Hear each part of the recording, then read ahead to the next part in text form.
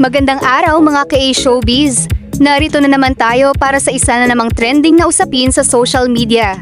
Isa sa mga pinakamainit na pinag-uusapan nitong mga nakaraang buwan ay ang hiwalayan ng content creators na sina Sergey Bin at Ma'am Elma matapos ang 7 taon nilang pagsasama. Dahil sa dami ng kanilang followers at supporters, mabilis na kumalat ang balita sa Facebook, TikTok at iba pang social media platforms. Maraming netizens ang nagulat, nalungkot at nagtanong kung ano nga ba ang totoong nangyari sa kanilang relasyon. Kumusta mga kaibigan? Welcome back sa ating channel. Kung bago ka pa lamang dito, huwag kalimutang i-like ang video na ito, mag-subscribe at pindutin ang notification bell upang lagi kang updated sa mga pinakabagong balita at showbiz updates.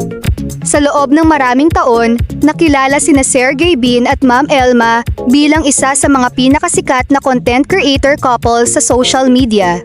Maraming tao ang natuwa sa kanilang mga videos dahil sa kanilang natural na samahan, simpleng pamumuhay, at masasayang content na nagbibigay aliw sa kanilang mga taga-subaybay. Dahil dito, marami ang naniwala na matatag at masaya ang kanilang relasyon. Para sa maraming fans, isa sila sa mga mag-asawang inspirasyon pagdating sa pagmamahalan at pagtutulungan. Kaya naman nang lumabas ang balitang naghiwalay sila, agad itong naging viral. Hindi nagtagal, nagsimulang lumabas ang iba't ibang reaksyon mula sa netizens. May mga nalungkot, may mga nagulat, at mayroon ding mga nagsimulang gumawa ng iba't ibang teorya tungkol sa dahilan ng kanilang paghihiwalay. Sa social media, mabilis na kumalat ang mga haka-haka tungkol sa umano'y pagkakaroon ng third party o ibang taong sangkot sa kanilang hiwalayan. Maraming posts, screenshots at mga video ang umikot online na sinasabing may koneksyon sa issue. Subalit mahalagang linawin na ayon sa mga pampublikong pahayag ni na Sergey Bin at Ma'am Elma, pareho nilang itinanggi ang mga alegasyon ng cheating o pagkakaroon ng third party. Ayon sa kanila, walang sapat na basehan ang mga kumakalat na tsismis at hiniling nila sa publiko na wag basta maniwala sa mga hindi kumpirmadong impormasyon. Sa kabila nito, patuloy pa ring naging sentro ng diskusyon ang kanilang hiwalayan. Isa sa mga dahilan kung bakit naging napakalaki ng isyung ito ay dahil sa kultura ng social media ngayon. Kapag may sikat na personalidad na dumaan sa isang personal na pagsubok, maraming tao ang agad na nagkakaroon ng opinyon kahit kulang pa ang impormasyon. Minsan, sapat na ang isang larawan, isang video clip, o isang cryptic post upang makabuo ng iba't ibang kwento ang mga netizens, ngunit hindi lahat ng nakikita online ay nangangahulugang totoo. Sa katunayan, maraming content creators at celebrities ang paulit-ulit na nagpapaalala sa publiko na maging responsable sa pag-share ng impormasyon at iwasan ang pagpapakalat ng mga tsismis na walang matibay na ebidensya. Bukod sa mga alegasyon ng third party, naging bahagi rin ng usapan ang mga personal na pinagdadaanan ng magkabilang panig. May mga ulat noon tungkol sa mga hamon sa kalusugan at emosyonal na aspeto ng buhay ni Sergey Bin. Dahil dito, may ilan na nagsasabing maaaring maraming pribadong bagay na hindi alam ng publiko na nakaapekto sa kanilang relasyon.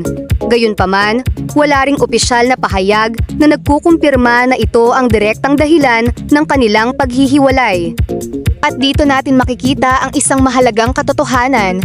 Kahit gaano kasikat ang isang content creator o celebrity, may bahagi pa rin ng kanilang buhay na hindi nakikita ng publiko. Nakikita natin ang ilang minuto ng kanilang videos. Nakikita natin ang mga posts nila. Nakikita natin ang mga masasayang sandali. Pero hindi natin nakikita ang lahat ng kanilang pinagdadaanan sa likod ng kamera. Hindi natin alam ang lahat ng pag-uusap nila. Hindi natin alam ang lahat ng kanilang mga problema. At hindi natin alam ang lahat ng dahilan kung bakit minsan ay nauuwi sa hiwalayan ang isang relasyon. Maraming fans ang nagpahayag ng suporta para kina Sergey Bin at Ma'am Elma. May ilan na nagsabing nalungkot sila dahil matagal nilang sinusubaybayan ang dalawa. May ilan namang nagsabing sana ay respetuhin ng publiko ang kanilang privacy habang pinoproseso nila ang bagong yugto ng kanilang buhay. Nagtapos dahil sa pagtataksil. May mga pagkakataon na nagbabago ang mga tao. Sa kabilang banda, Mayroon ding mga netizens na patuloy na naghahanap ng sagot at gustong malaman ang eksaktong dahilan ng kanilang paghihiwalay. Ngunit sa kasalukuyan, ang tanging kumpirmadong impormasyon ay ang kanilang hiwalayan at ang kanilang pagtanggi sa mga alegasyon ng cheating. Mahalaga ring tandaan na hindi lahat ng relasyon ay na. May mga pagkakataon na nagkakaroon ng magkaibang direksyon sa buhay. May mga pagkakataon na kahit mahal pa ng dalawang tao ang isa't isa, hindi na sila pareho ng landas na gustong tahakin. At minsan, ang mga dahilan ay nananatiling pribado sa pagitan ng dalawang taong sangkot. Sa panahon ngayon, mabilis ang takbo ng impormasyon. Sa loob lamang ng ilang oras, maaaring umabot sa milyon-milyong tao ang isang balita. Ngunit kasabay ng bilis ng pagkalat ng impormasyon ay ang responsibilidad na tiyaking tama at beripikado ang ating ibinabahagi.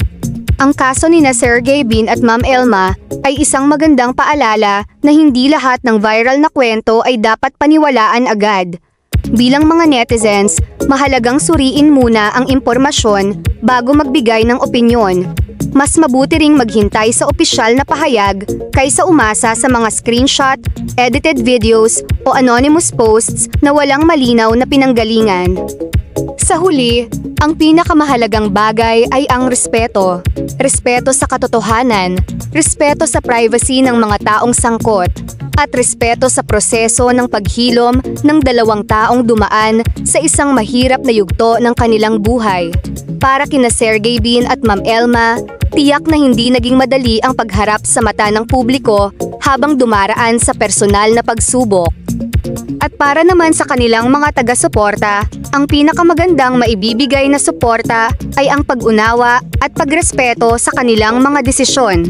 Hanggang sa ngayon, nananatili pa ring isa sa mga pinaka-pinag-uusapang social media stories ang kanilang hiwalayan. Ngunit higit sa mga chismis at haka-haka, ang tunay na aral dito ay ang kahalagahan ng pagiging responsable sa paggamit ng social media at ang pag-alala na ang mga content creators ay mga tao rin na may sariling damdamin, problema at pribadong buhay. At diyan nagtatapos ang ating talakayan para sa araw na ito. Ano ang inyong opinyon tungkol sa isyong ito? Sa tingin ninyo, paano dapat kumilos ang mga netizens kapag may viral na celebrity breakup? Ibahagi ang inyong saloobin sa comment section. Maraming salamat sa panonood. Huwag kalimutang mag-like, mag-share at mag-subscribe para sa mas marami pang trending news at showbiz updates. Hanggang sa susunod na video.